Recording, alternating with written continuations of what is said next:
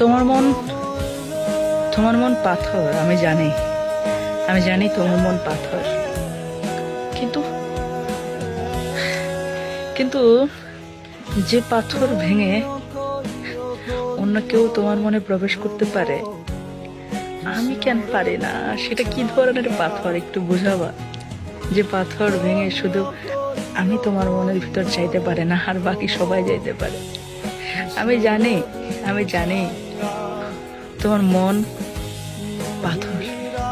আমি জানি তোমার মন পাথর, কিন্তু সেটা কি এমন পাথর যে পাথর ভেঙে আমি তোমার মনের ভিতর চাইতে পারি না, কিন্তু কিন্তু আর বাকি সবাই তোমার মনের ভিতর গিয়ে তোমার মনের খবর নিতে পারে, তোমার মনের রাজ্যে ঘোরাঘুরি করে তোমার মনের রাজ্য দখল করতে পারে।